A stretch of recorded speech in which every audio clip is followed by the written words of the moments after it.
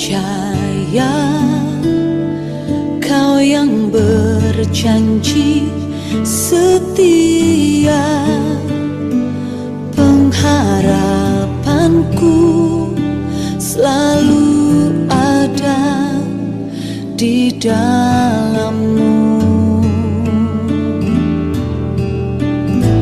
Ku tidak akan menyerah meski dalam kesesakan.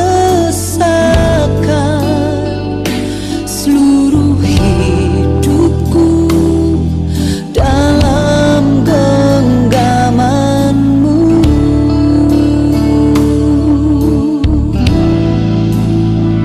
Aku punya Tuhan yang besar, yang telah berjanji dan sanggup menggenapi. Imanku bersepakat percaya kuasa-Nya. Ku terima sekarang kemenangan dari-Mu.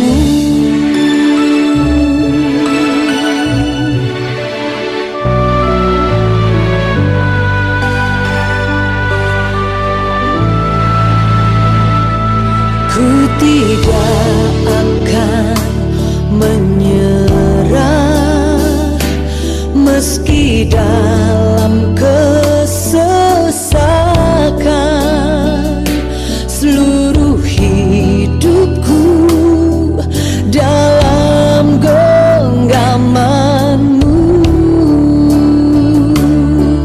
Oh, aku punya Tuhan yang besar, yang telah berjanji dan sanggup menggenapi. Imanku bersepakat percaya kuasa-Nya. Ku terima sekarang kemenangan dari-Mu.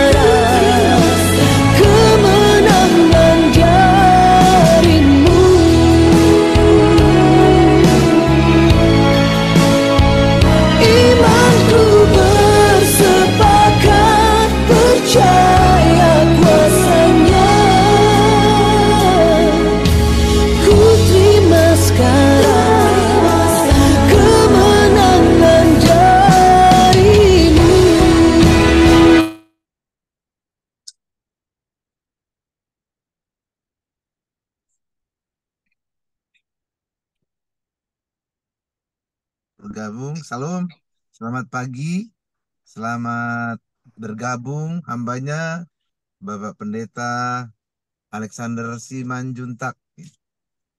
Ya, puji Tuhan.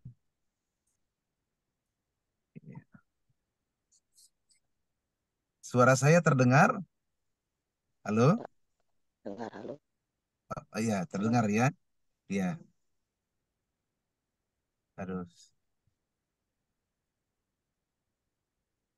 Iya, baik-baik. Iya, baik Bapak Ibu Saudara yang dikasihi Tuhan.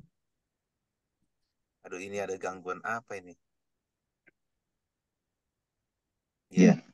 Iya. Oke. Sebentar aja. Maaf.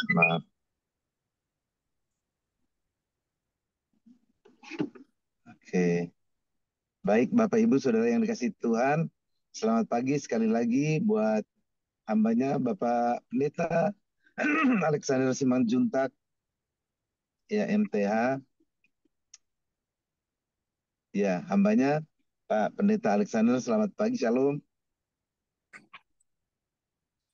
Shalom Ya, Pak, baik, selamat pagi. kita sudah berdoa, kita sudah mendeklarasikan firman Tuhan dari Mazmur 23, kita sudah memuji Tuhan dan saatnya kita akan diberkati lewat kebenaran firman Tuhan yang nantinya akan disampaikan oleh hambanya Bapak Pendeta Alexander Simanjuntak. Waktu selanjutnya saya serahkan kepada hambanya Bapak Pendeta Alexander Simanjuntak. Silakan Pak. Oke, puji Tuhan, Shalom untuk para jemaat hamba Tuhan yang sudah bergabung ya pada pagi hari ini dalam morning prayer Anastasis ya. Di tengah kesibukan kita di pagi hari ini, kita bersyukur kita bisa saat teduh, kita bisa morning prayer ya. Sebelum kita juga melanjutkan aktivitas kita dalam setiap kegiatan-kegiatan yang sudah Tuhan percayakan untuk kita. Dan sebelum firman ditabur dalam kehidupan kita, dalam hati kita masing-masing, kita bersatu dalam doa. Selamat pagi Tuhan Yesus, untuk pagi hari ini yang begitu indah. Engkau memberikan kami nafas kehidupan, Engkau menjaga tidur kami dengan malaikat surgamu, sehingga kami tidur dengan aman, sehingga bangun pagi dengan fisik yang prima, dan anugerah-Mu besar setiap pagi Tuhan. Dan sebentar sebelum kami melanjutkan aktivitas kami mau mendengarkan kebenaran firman-Mu pada pagi hari ini sebagai bekal kami, agar sepanjang hari ini kami selalu diingatkan oleh firman-Mu, sehingga pikiran dan hati kami terus fokus kepada Tuhan. Karena Alkitab juga mengatakan, renungkanlah firman itu siang dan malam, sehingga kita juga akan melihat penyertaan Tuhan. Juga apapun yang kita kerjakan, Tuhan buat berhasil. Tutup bungkus kami semuanya dengan kuasa darah Yesus. Juga benih firman Tuhan tutup bungkus dengan darah Yesus, supaya tidak dicuri oleh si jahat. Terima kasih Bapa, kami mengucap syukur dalam nama Tuhan Yesus. Haleluya. Amin. Amin, Ya. amin, amin. Shalom semuanya, puji Tuhan Ya, bahwa shalom. kita hari ini bisa berkumpul di dalam acara morning prayer Anastasis ya, walaupun kita Haleluya. bertemu via Zoom meeting ya, tetapi saya percaya dimanapun Bapak Ibu berada, walaupun kita bertemu dengan Zoom meeting, tetapi Roh Kuduslah yang membuat kita juga satu frekuensi ya. Roh Kuduslah yang membuat kita bisa saling mengerti akan kebenaran firman Tuhan. Sebelumnya saya memperkenalkan diri, nama saya Pendeta Alexander Simanjuntak. Karena anugerah Tuhan, puji Tuhan juga bisa melayani Tuhan sebagai pengkhotbah di Gereja Tiberias Indonesia. Itu dia. Oke, kita langsung masuk dalam kebenaran firman Tuhan. Kita buka dari 1 Petrus 1, 15 sampai 16 ya. 1 Petrus 1, 15 sampai 16. 1 Petrus 1, 15 sampai 16. Saya akan bacakan. Tetapi hendaklah kamu menjadi kudus di dalam seluruh hidupmu, sama seperti Dia yang kudus, yang memanggil kamu. Sebab ada tertulis, kuduslah kamu sebab aku kudus. Ya. Nah, Bapak Ibu, kenapa saya mengangkat tema tentang kekudusan dan mengambil dari 1 Petrus ini?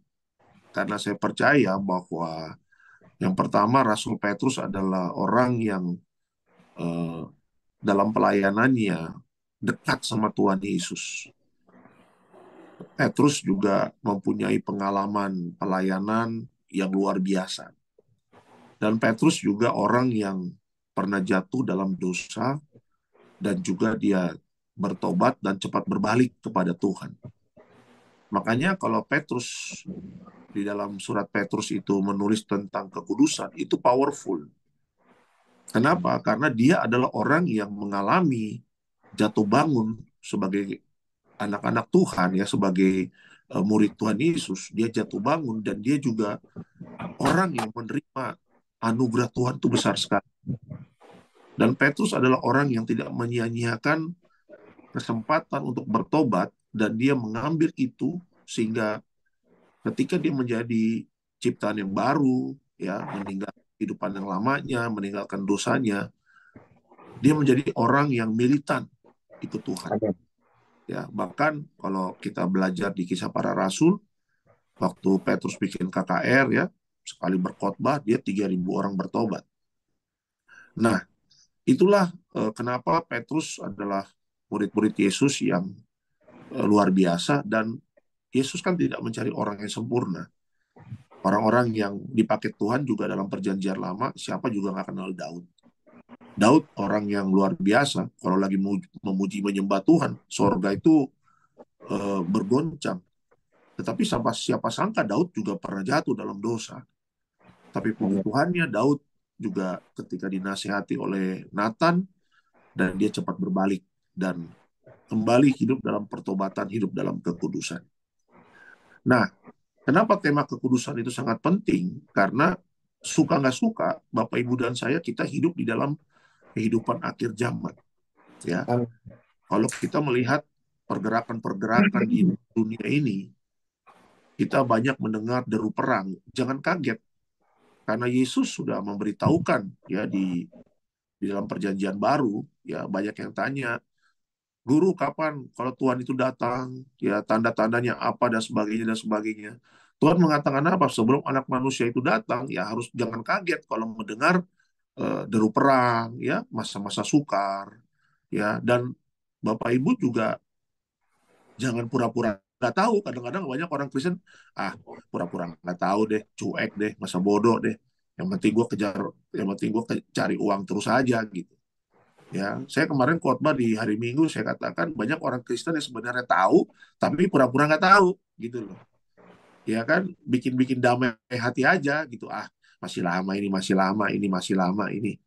Iya, saya katakan kita juga nggak tahu kapan Tuhan Yesus datang, tanggal mainnya, hari apa, ya kan, tahun berapa, jam berapa. Sebagai hamba Tuhan, saya juga nggak tahu. Tetapi alangkah baiknya kita menjadi orang yang bijaksana, kata Alkitab. Jadilah bijaksana kalau kita bisa melihat tanda-tanda zaman ini. Amen. Dan dunia sedang tidak baik-baik saja, gitu loh. Ya, saya orang yang kalau tiap malam itu sebelum tidur suka nonton berita-berita luar negeri. Apa nih yang up to date-nya? Ya, baru nanti kita baca firman, oh iya ya, ini terjadi ini terjadi ini terjadi ini. Ya, nah, dengan tanda yang Tuhan sudah berikan, warning yang sudah Tuhan berikan, banyak orang Kristen bilang, wah, kalau Tuhan kasih warning nih, kayak perjanjian lama nih, hukum Taurat nih. Loh, bagaimana sih? Kok jadi ditambah-tambahin kayak perjanjian lama gitu kan? Padahal kan kita kan hidup dalam anugerah gitu kan. Justru karena anugerahnya, justru karena kebaikan Tuhan kasih warning. Ya kan? Tuhan adalah pribadi yang penuh dengan kasih. Gitu loh. Jadi jangan kita meng-underestimate atau punya perspektif yang salah bahwa kalau Tuhan keras, kalau Tuhan disiplin, ya Tuhan ini kayak Tuhan dalam perjanjian lama. Lah, jangan kita punya pemikiran seperti itu. Saya banyak bertemu dengan orang-orang seperti itu yang ngobrol gitu, diskusi. Saya bilang enggak, Tuhan itu tidak pernah berubah, dia Alfa dan Omega.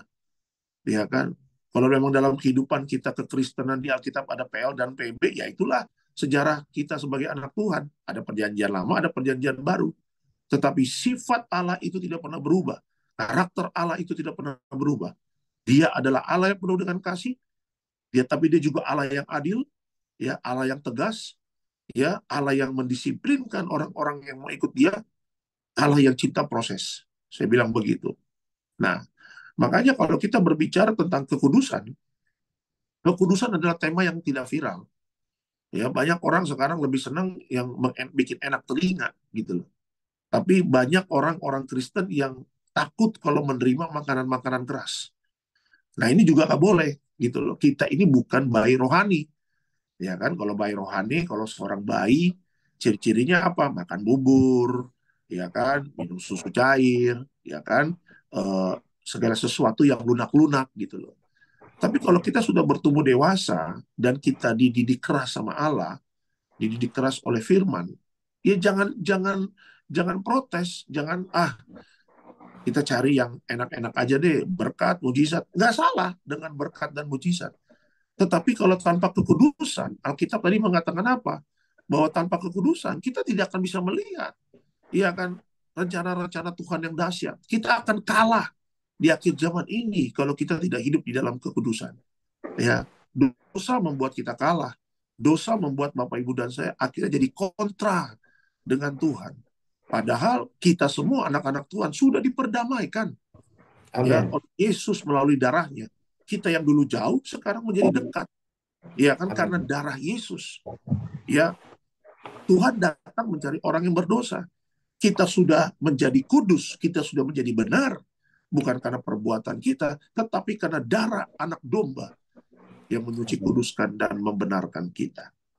Nah, makanya penting sekali kalau Bapak Ibu dan saya, ya termasuk kami juga hamba Tuhan bukan Superman. Kita tetap lagi, kita manusia, ya kita tetap juga ada kedagingan, kita juga ada. Makanya kita butuh firman, ya untuk saling mengingatkan, ya untuk saling koreksi, ya. Dan Roh Kudus yang sedang bekerja pada pagi hari ini, itulah yang akan menuntun kita untuk hidup dalam kekudusan. Nah, Amin. ada 3 hal yang ingin saya bagikan. Kenapa kita harus hidup di dalam kekudusan, ya? Yang pertama, karena kita punya Allah yang kudus. Kalau kita mau belajar kehidupan dan kita mau melihat hidup kita diberkati dan hidup kita sukses, kita harus tahu kepada siapa kita mengabdi, ya. Kalau ada sekarang, kalau kita lihat ya, ya dalam dunia perpolitikan, ya, kalau kita lihat, wah saya pengikut si ini, saya tegak lurus sama si ini, ya. Kalau kita lihat contoh-contohnya, kita melihat bahwa kalau orang mengatakan tegak lurus sama si A, berarti orang ini juga belajar tentang karakter si A-nya ini.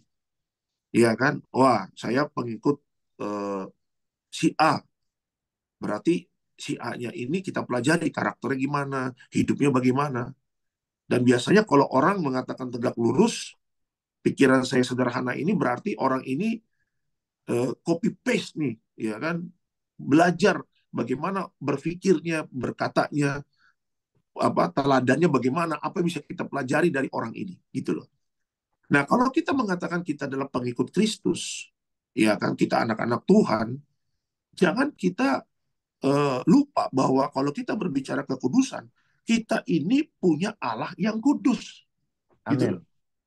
Ada banyak orang Kristen pingin berkatnya Tuhan, pingin mujizatnya Tuhan, tapi kalau berbicara kekudusan kabur.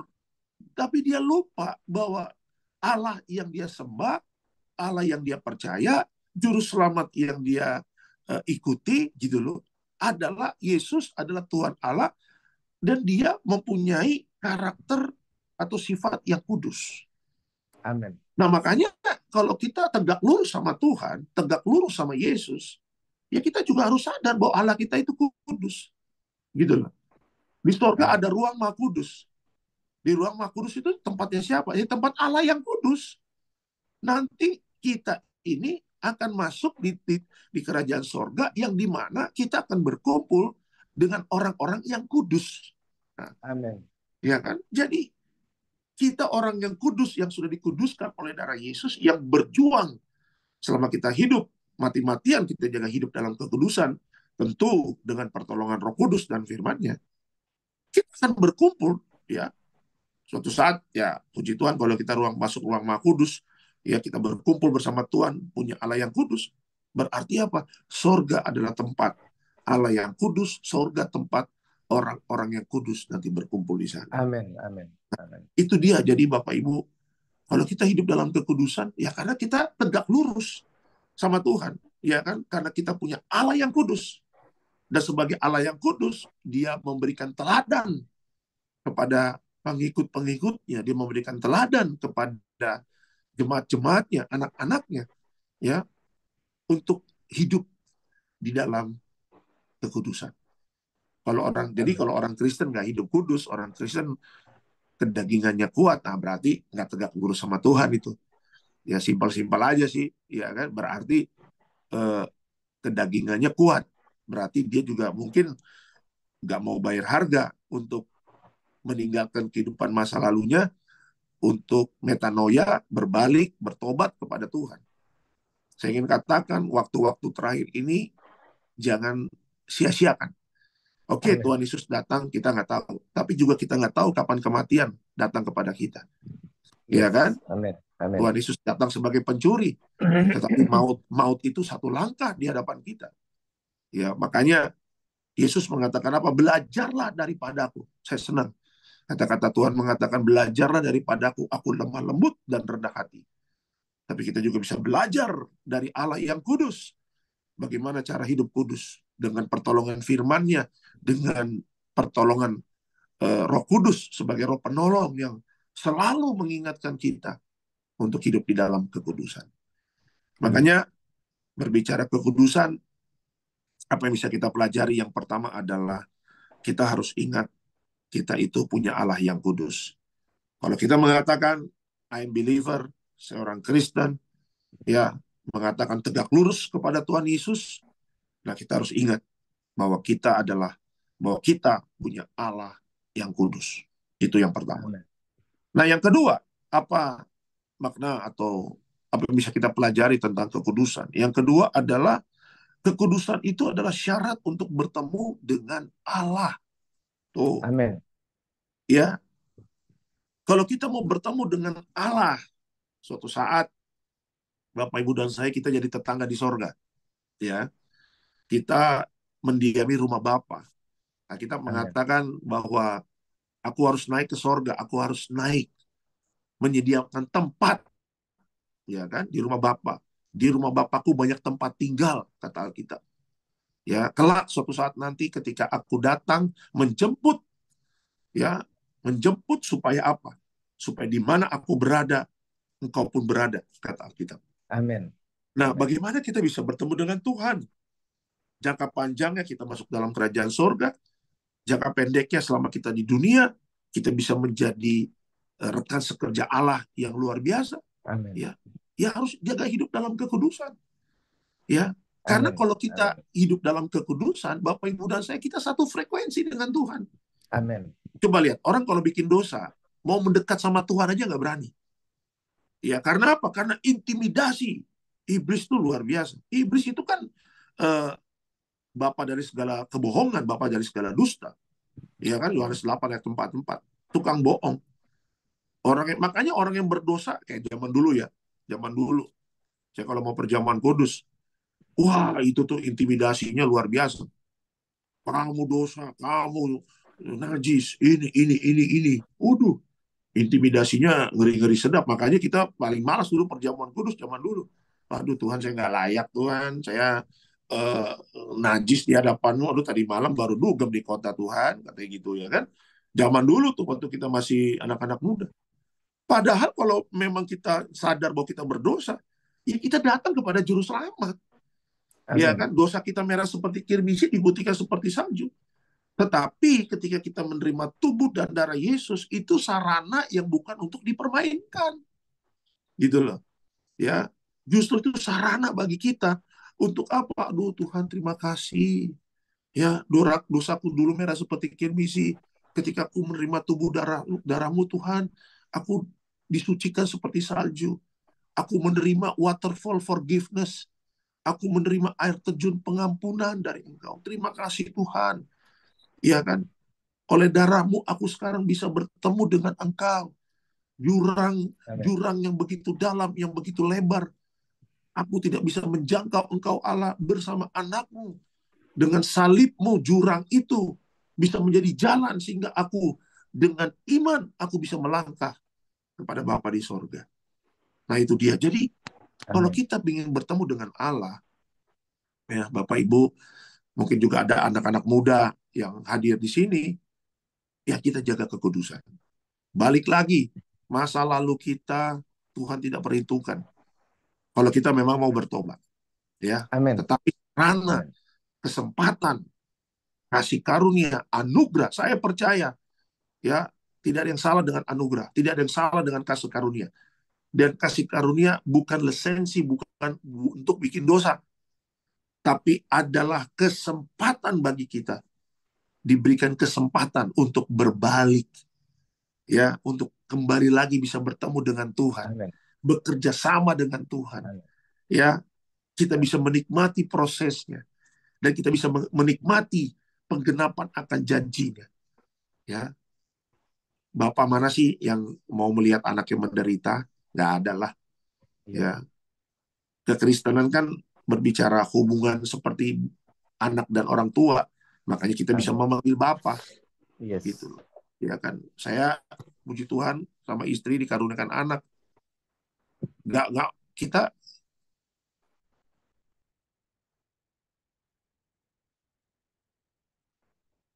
suami istri ujung-ujungnya buat apa sih? Ya buat anak, ya kan. Tuhan datang ke dunia buat apa? Ya buat anak-anaknya, buat kita semua, ya. Amin. Karena dengan kekuatan sendiri kita nggak bakal bisa menggapai Allah, mencapai atau bertemu dengan Bapa, nggak mungkin lah. Ya makanya Dia memberikan anaknya yang tunggal, Yesus Kristus.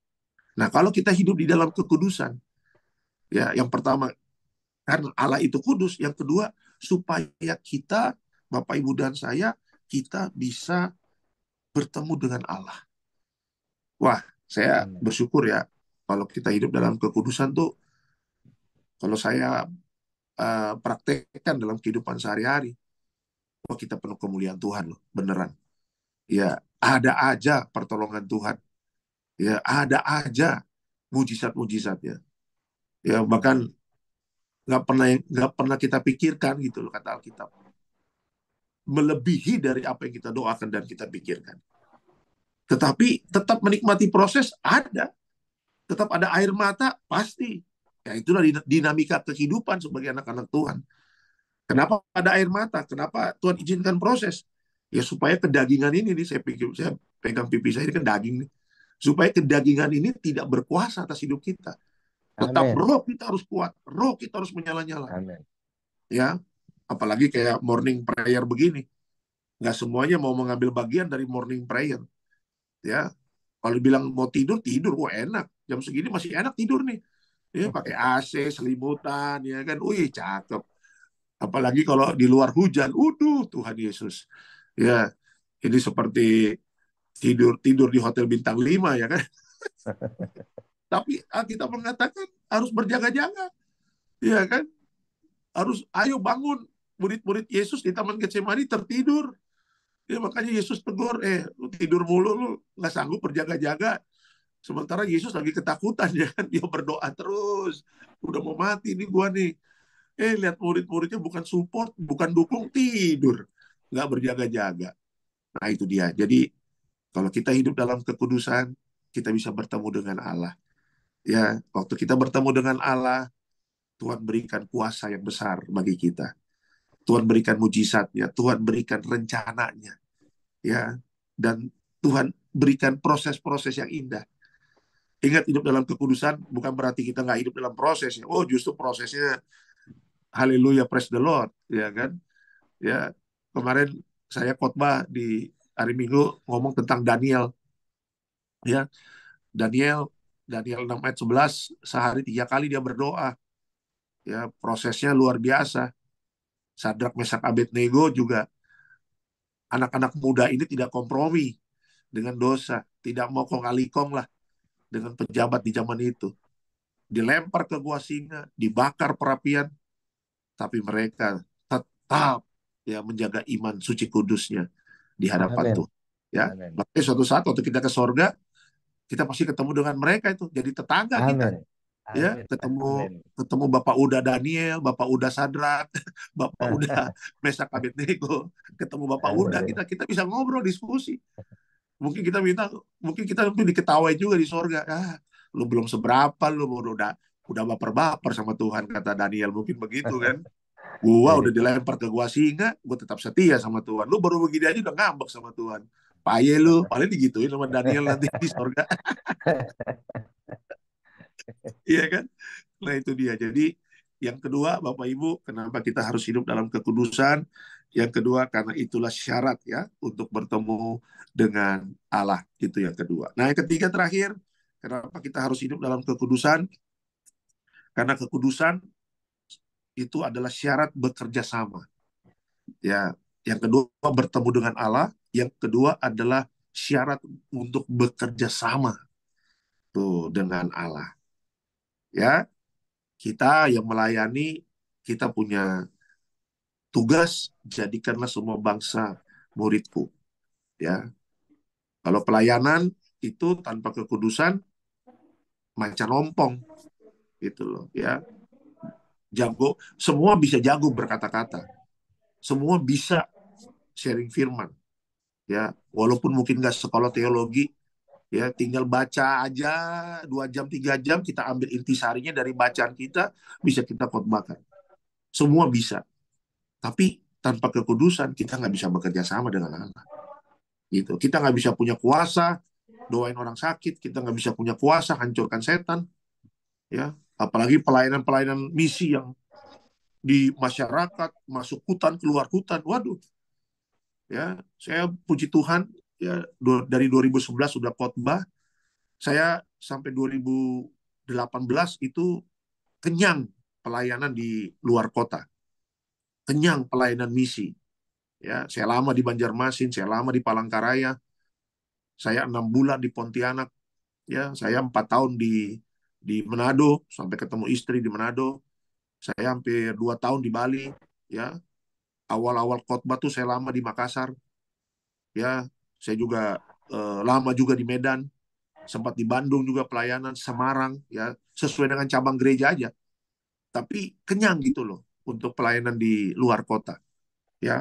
Saya pernah khotbah di Singkawang, KKR di sana, bertemu dengan banyak orang Dayak di sana, dan terharunya ya orang-orang Dayak itu mau memberkati kami pendetanya, itu kasihnya dengan hasil bumi, gitu. Pak, ini pete Pak, aduh, ya Pak ini rambutan, Pak ini pepaya, wah terharu juga loh.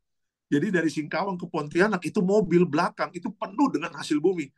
Ada yang kasih beras, ya kan, ada yang kasih pete, ada yang kasih rambutan, ya, ada yang kasih apa namanya mangga, hasil kebun lah, gitu kan. Ada yang kasih daun singkong. Waduh, itu saya sampai terharu sekali. Ya sampai mereka mengatakan, Pak Alek nanti balik lagi ya ke Singkawang, bisa KKR lagi. Saya bilang kalau memang Tuhan izinkan saya pasti datang. Ya. Nah, selama pelayanan itu kalau tidak ada kekudusan, saya sadari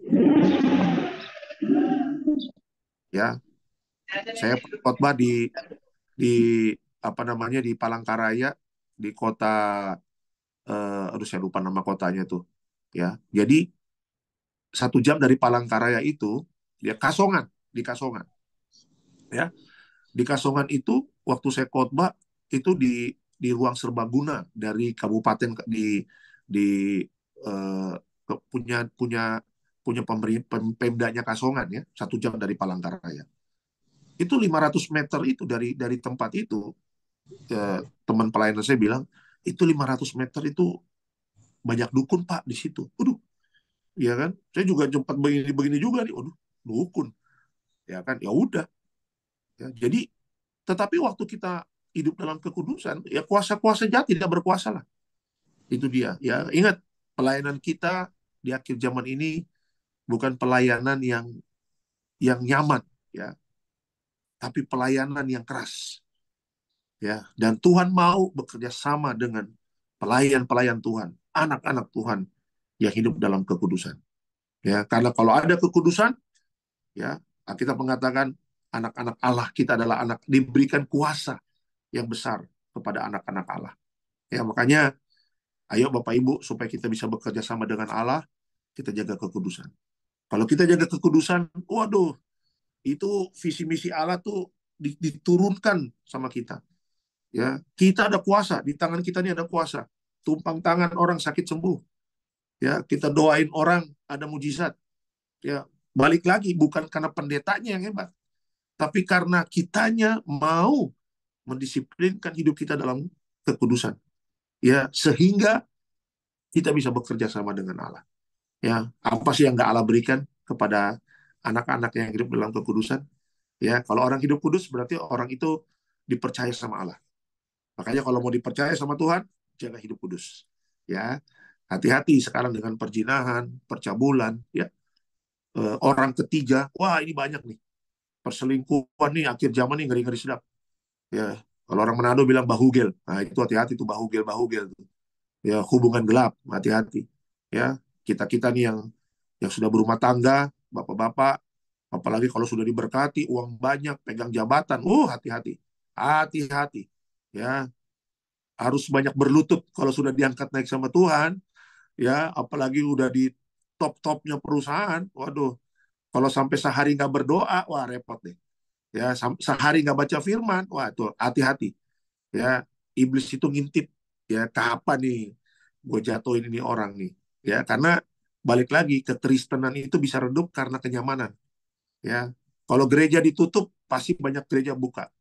Orang Kristen dibunuh, Afrika panen tuh orang Kristen tuh. Ya kan? Bagaimana kekristenan itu redup? Kasih aja hidup nyaman. Lihat Eropa, semuanya nyaman. Gerejanya kosong. Ya, yang datang coba opa oma yang udah mau check out. Aduh, opa udah ntar lagi nih, udah mau mati nih. Datang ke gereja. Ya kan? Anak mudanya kemana? Wah, pesta pora. Ya, dugem, seks bebas. Ya, makanya LGBT banyak bertumbuh cepat tuh di Eropa. Ya, tapi saya berapa kali lihat ya Eropa sekarang udah mulai lagi nih KKR nih. Ya, dengan bantuan juga grup musik Eropa ya, grup musik rohani ya, diajak kerjasama, mulai lagi menjangkau anak muda nih, mulai lagi menjangkau anak muda. Nah itu dia, makanya tanpa kekudusan kita nggak bakal bisa panen jiwa-jiwa. Hati-hati ya, saya ulangi, tanpa kekudusan kita tidak bisa bekerja sama dengan Allah.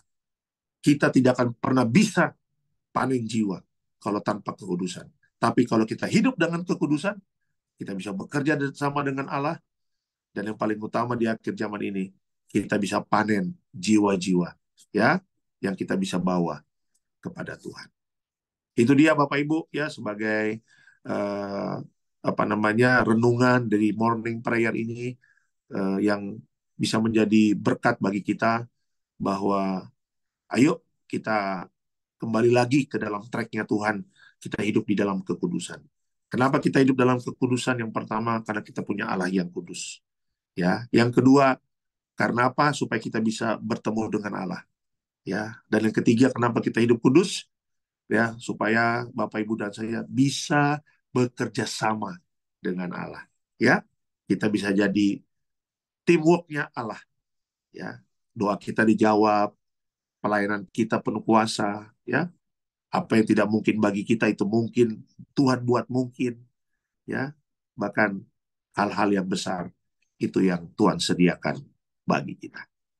Amin. Kita berdoa. Terima kasih Bapa di sorga untuk kebenaran firman Tuhan di morning prayer ini. Biarlah kami juga sebagai anak-anak Tuhan yang mengikuti ibadah pada pagi hari ini, kami sadar ya oleh Roh Kudus-Mu, karena begitu pentingnya untuk hidup di dalam kekudusan. Kami percaya kami dimampukan oleh Allah melalui Roh Kudus. Kami dimampukan untuk tidak kompromi dengan dunia, walaupun mungkin kami dihina, kami dilecehkan, kami menghadapi penganiayaan kata Alkitab, tapi kami mau tetap konsisten menjaga hidup kami dengan kekudusan. Karena kami percaya upah kami besar di sorga. Karena ada orang-orang kudus nanti akan berkumpul di kerajaan sorga bersama dengan Allah yang kudus. Terima kasih Bapa, kami mengucap syukur dalam nama Tuhan Yesus. Haleluya. Amin.